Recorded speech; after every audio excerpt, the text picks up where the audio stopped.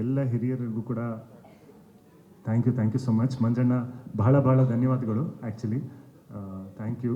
Actually Manjanna ನನಗೆ ಸದಾಕಾಲ ಚಿತ್ರರಂಗ ನಾನು ಎಂಟರ್ ಆದಾಗ್ಲಿಂದನೂ ಕೂಡ ನನ್ನ ಸಿನಿಮಾ ನೋಡಿದಾಗಲೆಲ್ಲ ಅವ್ರು ನನಗೆ ಕಾಲ್ ಮಾಡಿ ಹೇಳ್ತಾರೆ, ಹಿಂಗೆ ಮಾಡಿದ್ದು ಚೆನ್ನಾಗಿ ಮಾಡಿದ್ಯಾ, ಹಿಂಗೆ ಮಾಡಿದ್ದು ಮಾಡಬೇಡ, ಬೇರೆ ಥರ ಮಾಡು, ಅಥವಾ ಇನ್ನೂ ಜಾಸ್ತಿ ಸಿನಿಮಾಗಳು ಮಾಡು.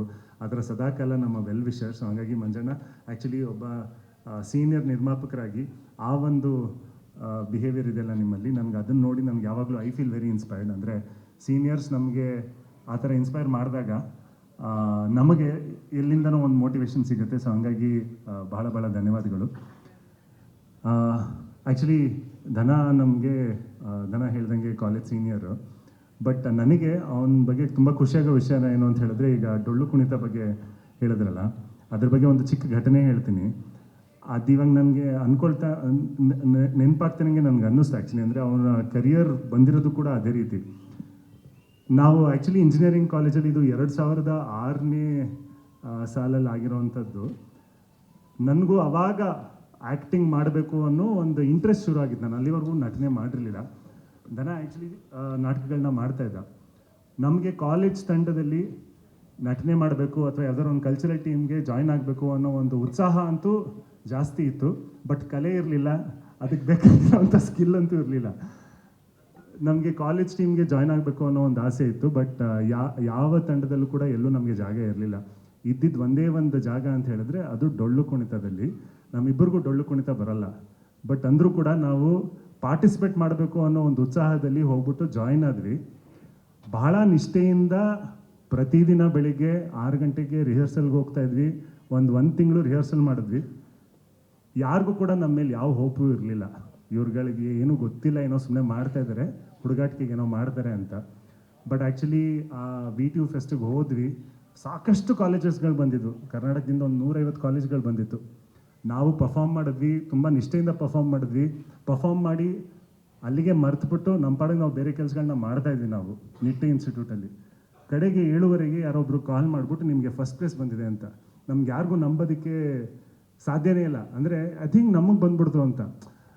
ಇವಾಗ ಅವ್ರು ಬಂದಿರೋ ಕರಿಯರ್ ನೋಡಿದ್ರು ಕೂಡ ಅಂದರೆ ನಮ್ಗೆ ಯಾರು ಹೇಳ್ಕೊಟ್ಟಿರಲ್ಲ. ಆ್ಯಸ್ ಔಟ್ಸೈಡರ್ಸ್ ನಾವು ಸಿನಿಮಾ ಇಂಡಸ್ಟ್ರಿಗೆ ಬಂದಾಗ ಹೀಗೆ ಮಾಡಬೇಕು ಹಾಗೆ ಮಾಡಬೇಕು ಅನ್ನೋದಲ್ಲ. ಎಲ್ಲೆಲ್ಲಿ ನಮ್ಗೆ ಅವಕಾಶ ಸಿಗುತ್ತೆ, ಸಿಕ್ಕಿರೋ ಅವಕಾಶಗಳನ್ನ ಬಹಳ ನಿಷ್ಠೆಯಿಂದ ಬಹಳ ಶ್ರಮ ಹಾಕಿ ನಾವು ಕೆಲಸ ಮಾಡ್ಕೊಂಡು ಹೋದರೆ ಯಾವತ್ತೂ ಕೂಡ ಏಳಿಗೆ ಇದೆ ಅನ್ನೋದಕ್ಕೆ ಖಂಡಿತವಾಗ್ಲೂ ಧನಂಜಯ್ ಸಾಕ್ಷಿ ಅನ್ನೋದಕ್ಕೆ ನಾನು ಹೇಳೋದಕ್ಕೆ ಇಷ್ಟಪಡ್ತೀನಿ. ಆ್ಯಂಡ್ ಬಹಳ ಧನ್ಯವಾದಗಳು. ಈ ಫಾರ್ಮ್ಯಾಲಿಟಿ ಅವಶ್ಯಕತೆ ಇಲ್ಲ. But I am very happy to see his growth. And ಆ ಒಂದು ಕರಿಯೋಗ್ರಾಫ್ನ ನೋಡಿದಾಗ ಇಂಡಸ್ಟ್ರಿಗೆ ಹೇಗೆ ಬರಬೇಕು ಅನ್ನೋ ಪ್ರಶ್ನೆಗಳಿಗೆ ಸಾಕಷ್ಟು ಜನರಿಗೆ ಇರುತ್ತೆ. ಎಲ್ಲ ಅವಕಾಶ ಸಿಕ್ಕಿದ್ರೂ ಕೂಡ ತುಂಬ ಶ್ರದ್ಧೆಯಿಂದ ಕೆಲಸ ಮಾಡಿದ್ರೆ ಒಂದಲ್ಲ ಒಂದು ಹಾದಿ ಹುಡ್ಕೊಳುತ್ತೆ ಅನ್ನೋದು ನನ್ನ ಒಂದು ಭಾವನೆ. ಸೊ ಹಾಗಾಗಿ ಬಹಳ ಧನ್ಯವಾದಗಳು. ಯೂಶಲಿ ಇವತ್ತು ಐ ಥಿಂಕ್ ಮಂಜಣ್ಣ, ನಮ್ಮ ವೀರೇಶ್ ಚಿತ್ರಮಂದಿರದ ಮಾಲೀಕರು ಕೂಡ ಇದ್ದಾರೆ. Hi sir, thank you so much. Actually ನನಗೆ ಸಿಕ್ಕಿದಾಗಲೆಲ್ಲ ಜನ ಕೇಳ್ತಾ ಇರ್ತಾರೆ ಒಂದು ಪ್ರಶ್ನೆ, ವರ್ಷಕ್ಕೆ ಜಾಸ್ತಿ ಸಿನಿಮಾಗಳು ಮಾಡಿ ನೀವು ಕಾಣಿಸ್ಕೊಳ್ಳಲ್ಲ ಹಾಗೆ ಹೀಗೆ ಅಂತ. ನನಗೆ ಸಿನಿಮಾಗಳು ಜಾಸ್ತಿ ಮಾಡಲಿಲ್ಲ ಅಂದರೂ ಪರವಾಗಿಲ್ಲ, ಬಟ್ ಮಾಡೋ ಸಿನಿಮಾಗಳನ್ನು ಚೆನ್ನಾಗಿರೋ ಥರ ಸಿನಿಮಾ ಮಾಡಬೇಕು. ಜನ ನೋಡಿದಾಗ ಓಕೆ ಒಳ್ಳೆ ಸಿನಿಮಾ ಮಾಡಿದ್ರಿ ಅನ್ನೋ ಒಂದು ಫೀಡ್ಬ್ಯಾಕ್ ಇರಬೇಕು ಅನ್ನೋದೊಂದೇ ನನಗೆ ಬಹಳ ಮುಖ್ಯ. ಸೊ ಹಾಗಾಗಿ ನನಗೆ ರುದ್ರಕರ್ಣ ಪುರಾಣದಲ್ಲಿ ಒಂದು ಅದ್ಭುತವಾದಂಥ ತಂಡ ಸಿಕ್ಕಿದೆ ಅನ್ನೋ ಒಂದು ನೆಮ್ಮದಿ ಇದೆ. ಆ್ಯಂಡ್ ಆ ಒಂದು ಸಂತೋಷ ಇದೆ. ಯಾಕೆಂತ ಹೇಳಿದ್ರೆ ಈ ಥರ ತಂಡ ಸಿಗೋದು ಬಹಳ ಕಡಿಮೆ. ಎಸ್ಪೆಷಲಿ ನಿರ್ದೇಶಕರವರು ಹೇಳಬೇಕಂತ ಹೇಳಿದ್ರೆ ಪ್ರತಿಯೊಬ್ಬ ನಿರ್ದೇಶಕನಿಗೂ ಕೂಡ ಒಂದು ಕ್ಲಾರಿಟಿ ಇರಬೇಕು, ಒಂದು ವಿಷನ್ ಅಂತ ಇರಬೇಕು. ಯೂಶಲಿ ಸ್ಕಿಲ್ಸ್ ಕಾಣುತ್ತೆ ಬಟ್ ವಿಷನ್ ಇರೋದಿಲ್ಲ. ಬಟ್ ನಂದೀಶ್ ಸರಲ್ಲಿ ಸಾಕಷ್ಟು ವರ್ಷಗಳಿಂದ ಅವರು ಕೆಲಸ ಮಾಡ್ಕೊಂಡು ಬಂದಿರೋದ್ರಿಂದಾಗಿ ಅದ್ಭುತವಾದಂಥ ಸ್ಕಿಲ್ ಸೆಟ್ ಇದೆ. ಆಮೇಲೆ ತುಂಬ ಒಂದು ಸ್ಟ್ರಾಂಗ್ ವಿಷನ್ ಇದೆ. ಅವರೊಂದು ಸಿನಿಮಾ ಮಾಡಿದಾಗ ಯಾಕೆ ನಾನು ಈ ಸಿನಿಮಾ ಮಾಡ್ತಾ ಇದ್ದೀನಿ ಅನ್ನೋ ಒಂದು ಕ್ಲಾರಿಟಿ ಇರುತ್ತೆ ಅವರಲ್ಲಿ ಮುಂಚೆಯಿಂದನೂ. ಅದು ನನಗೆ ಯಾವಾಗಲೂ ತುಂಬ ಖುಷಿ ಕೊಡುವಂಥ ಒಂದು ವಿಚಾರ. ಸೊ ಈ ಸಿನಿಮಾ ನೋಡಿದಾಗಲೂ ಕೂಡ ಪ್ರತಿಯೊಂದು ಸೀನ್ ಇಟ್ಟಿರೋದ್ರಲ್ಲೂ ಕೂಡ ಈ ಸೀನಲ್ಲಿ ಯಾಕೆ ಇಟ್ಟಿದ್ದೀನಿ ನಾನು, ಇದರಲ್ಲಿ ಯಾವ ವಿಷಯ ಹೇಳ್ತಾ ಇದ್ದೀನಿ ಅನ್ನೋ ಒಂದು ಪಕ್ಕ ಕ್ಲಾರಿಟಿ ಇರುತ್ತೆ. ಆ್ಯಂಡ್ ಆ ಕ್ಲಾರಿಟಿನ ಬ್ಯಾಕ್ ಮಾಡಬೇಕು ಅಂತ ಹೇಳಿದ್ರೆ ಎಸ್ಪೆಷಲಿ ನನಗೆ ನಿರ್ಮಾಪಕರ ಮೇಲೆ ತುಂಬ ಖುಷಿಯಾಗೋ ವಿಷಯ ಏನು ಅಂತ ಹೇಳಿದ್ರೆ, ನಾವೇನು ಅಂದ್ಕೊಂಡಿದ್ವಿ ಅದಕ್ಕಿಂತ ಚೆನ್ನಾಗಿ ಪರದೆ ಮೇಲೆ ಕಾಣಿಸುತ್ತೆ ಅಂತ ಹೇಳಿದ್ರೆ ಅದು ಲೋಹಿತ್ ಸರ್ಗೆ ಕ್ರೆಡಿಟ್ ಹೋಗಬೇಕಾಗತ್ತೆ. ಪ್ರತಿಯೊಂದು ಹಂತದಲ್ಲೂ ಕೂಡ ಹೌದಾ ಇಷ್ಟು ಖರ್ಚಾಗುತ್ತಾ ಪರವಾಗಿಲ್ಲ ಮಾಡಿ, ಇನ್ನೂ ದೊಡ್ಡದಾಗೆ ಮಾಡೋಣ ಸರ್, ಏನು ವರಿ ಮಾಡಬೇಡಿ, ಇನ್ನೂ ದೊಡ್ಡದಾಗೆ ಮಾಡೋಣ ಅನ್ನೋದಷ್ಟೇ ಅವ್ರ ಮಾತು. ಏನೇ ಕೇಳಿದ್ರು ಇನ್ನೂ ದೊಡ್ಡದಾಗಿ ಮಾಡೋಣ ಸರ್ ಅಂತ ಹೇಳ್ತಾರೆ.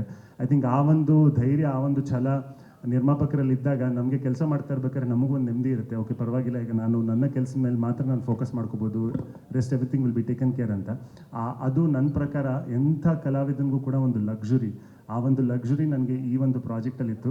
ಆ್ಯಂಡ್ ಪ್ರತಿಯೊಬ್ಬರು ಕೂಡ ತಮ್ಮ ತಮ್ಮ ಕೆಲಸಗಳನ್ನು ಅದ್ಭುತವಾಗಿ ಮಾಡಬೇಕು ಅನ್ನೋ ಒಂದು ಹುಮ್ಮಸ್ನಿಂದನೇ ಮಾಡಿದ್ದೀವಿ. ಸೊ ಪ್ರತಿಯೊಬ್ಬರು ಕೂಡ ನಮ್ಮ ಕೆಲಸನ ಚೆನ್ನಾಗಿ ಮಾಡಬೇಕು ಅಂತ ಹೇಳಿದಾಗ ಯಾವಾಗಲೂ ನಾವು ಪರಸ್ಪರ ಒಂದು ಹೆಲ್ದಿ ಕಾನ್ಫ್ಲಿಕ್ಟಲ್ಲೇ ಬೆಳೀತಾ ಇರ್ತೀವಿ. ಇಲ್ಲ ಸರ್ ಹಿಂಗೆ ಮಾಡೋಣ, ಇಲ್ಲ ಸರ್ ಹಂಗೆ ಮಾಡೋಣ, ಇಲ್ಲ ಸರ್ ಹಿಂಗೆ ಮಾಡೋಣ ಅನ್ನೋದಿರುತ್ತಲ್ಲ. ಹಾಗಾದಾಗಲೆಲ್ಲ ನನಗೆ ಒಂದು ಖುಷಿಯಾಗೋ ವಿಷಯ ಏನು ಅಂತ ಹೇಳಿದ್ರೆ ಸಿನಿಮಾಗೆ ಒಳ್ಳೇದಾಗುತ್ತೆ, ಸಿನಿಮಾ ಚೆನ್ನಾಗಿ ಮೂಡಿಬರುತ್ತೆ ಅನ್ನೋ ಒಂದು ಖುಷಿನಲ್ಲೇ ನನಗೆ ಮಾಡಿರೋದು. ಸೊ ಹಾಗಾಗಿ ನನಗೆ I feel very lucky and very blessed ಈ ಒಂದು ಸಿನಿಮಾದಲ್ಲಿ ನನಗೆ ಅವಕಾಶ ಸಿಕ್ಕಿರೋದಕ್ಕೆ. ಸೊ ಬಹಳ ಧನ್ಯವಾದಗಳು ಸರ್, ನಿಮಗೆ ಆ್ಯಂಡ್ ಲೋಹಿತ್ ಸರ್ ಇಬ್ಬರಿಗೂ ಕೂಡ. ಆ್ಯಂಡ್ ಆ್ಯಕ್ಚುಲಿ ಒಂದಂತೂ ಹೇಳಬೇಕು, ಅಫ್ಕೋರ್ಸ್ ಸಿನಿಮಾದಲ್ಲಿ ನಾವೆಲ್ಲರೂ ಕೆಲಸ ಮಾಡಿದ್ದೀವಿ, ಬಟ್ ಮುಖ್ಯವಾಗಿ ನಾವು ಪೂಜಾ ನಂದೀಶ್ ಮೇಡಮ್ ಅವ್ರಿಗೆ ಮತ್ತು ಅಶ್ವಿನಿ ವಿಜಯ್ ಲೋಹಿತ್ ಮೇಡಮ್ ಅವ್ರಿಗೆ ಇಬ್ಬರಿಗೂ ಧನ್ಯವಾದಗಳು ಹೇಳಬೇಕು. ಯಾಕೆಂತ ಹೇಳಿದ್ರೆ ಲೋಹಿತ್ ಸರ್ ಅದೆಷ್ಟು ದಿನ ಮನೆಗೆ ಹೋಗಿಲ್ವೋ ಗೊತ್ತಿಲ್ಲ, ಇವ್ರು ಅದೆಷ್ಟು ದಿನ ಮನೆಗೆ ಹೋಗಿಲ್ವೋ ಗೊತ್ತಿಲ್ಲ. ಸಿನಿಮಾ ಮಾಡಬೇಕು ಅಂತ ಹೇಳಿ ಯಾವಾಗಲೂ ಐ ಥಿಂಕ್ ಸಿನಿಮಾ ಮೇಲೇ ಅಷ್ಟು ಫೋಕಸ್ ಹಾಕಿದಾಗ ಅದನ್ನು ಟಾಲ್ರೇಟ್ ಮಾಡೋದು ಮನೆಯವರೇ, ಅವ್ರ ಸಪೋರ್ಟ್ ಇಲ್ಲದೆ ಆಗಲ್ಲ. ಸೊ ಹಂಗಾಗಿ ಅವ್ರನ್ನ ಬಿಟ್ಕೊಟ್ಟಿದ್ದಕ್ಕೆ ಬಹಳ ಧನ್ಯವಾದಗಳು. ನನಗೆ ಗೊತ್ತು ಎಷ್ಟು ದಿನ ರಾತ್ರಿಗಳು ಅವರು ಮನೆಗೆ ಹೋಗದೆ ಸಿನಿಮಾಗೋಸ್ಕರನೇ ದುಡ್ದಿದ್ದಾರೆ ಅಂತ. ಸೊ ಹಂಗಾಗಿ ಥ್ಯಾಂಕ್ ಯು. ಈ ಎಲ್ಲ ಶ್ರಮಗಳಿಗೆ 24ನೇ ತಾರೀಕು ಒಂದು ಒಳ್ಳೆ ಉತ್ತರ ಸಿಗುತ್ತೆ ಅನ್ನೋ ಒಂದು ಭರವಸೆ ನನಗಿದೆ. ನಾವು ಸಿನಿಮಾನ ಯಾವ ರೀತಿ ಅಂದ್ಕೊಂಡಿದ್ವಿ ಅದಕ್ಕಿಂತ ಚೆನ್ನಾಗಿ ಬಂದಿದೆ ಅನ್ನೋದಂತೂ ಮಾತ್ರ ನಾನು ಖಂಡಿತ ಹೇಳಬಲ್ಲೆ. ಸಿನಿಮಾ ಹಾಗಿದೆ ಹೀಗಿದೆ ಅಂತೆಲ್ಲ ನಾನು ಹೇಳೋಕ್ಕೆ ಹೋಗಲ್ಲ, ಯಾಕಂದರೆ ಇವಾಗ ಫಸ್ಟ್ ಶೋ ಹಾಕಿದಾಗ ಏನು ಫೀಡ್ಬ್ಯಾಕ್ ಬರುತ್ತೆ ಅಲ್ಲೇ ಎಲ್ಲ ಬಂಡವಾಳ ಗೊತ್ತಾಗುತ್ತೆ. ನಾವೇನು ಅಂದ್ಕೊಂಡಿದ್ವಿ ಅದನ್ನು ಮಾಡಿದ್ದೀವಿ ಅನ್ನೋ ಒಂದು ನೆಮ್ಮದಿ ನನಗಿದೆ. ಟ್ರೈಲರಲ್ಲಿ ಇವಾಗ ನೋಡಿದ್ದೀವಿ, ಬಟ್ ಟ್ರೈಲರಲ್ಲಿ ಕಾಣಿಸ್ದೇ ಇರುವಂಥ ಬಹಳಷ್ಟು ನಟರಿದ್ದಾರೆ, ಬಹಳಷ್ಟು ವಿಷಯಗಳಿದ್ದಾವೆ. ಎಲ್ಲ ನಟರಿಗೂ ಕೂಡ ನಾನು ಕಳೆದ ವೇದಿಕೆಯಲ್ಲೂ ಕೂಡ ನಾನು ಎಲ್ಲರ ಬಗ್ಗೆ ಮಾತಾಡಿದ್ದೆ. ಅದ್ಭುತವಾದಂಥ ಕಾಸ್ಟಿಂಗ್, ಅದ್ಭುತವಾದಂಥ ಟೆಕ್ನಿಕಲ್ ಟೀಮ್, ಎಲ್ರಿಗೂ ಕೂಡ ಧನ್ಯವಾದಗಳು. ನನಗೆ I felt very happy working with each one of you. ಬಹಳ ಧನ್ಯವಾದಗಳು. ಆ್ಯಂಡ್ 24ನೇ ತಾರೀಕು ಸಿನಿಮಾ ಚಿತ್ರಮಂದಿರಗಳಲ್ಲಿ ಬಿಡುಗಡೆ ಆಗ್ತಾ ಇದೆ.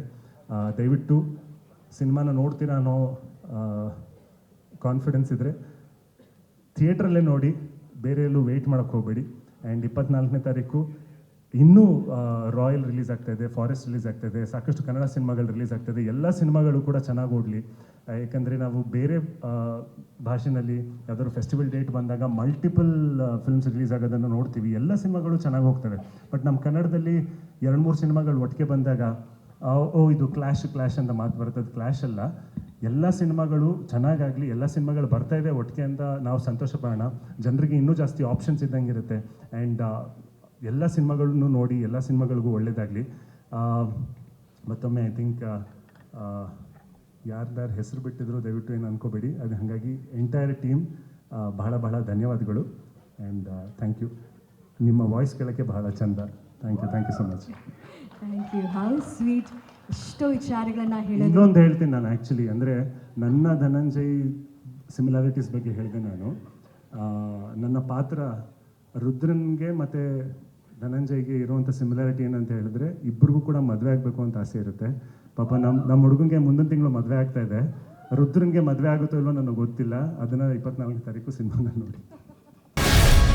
ಗ್ಯಾರಂಟಿ ನ್ಯೂಸ್, ಸುದ್ದಿ ಖಚಿತ, ನ್ಯಾಯ ನಿಶ್ಚಿತ.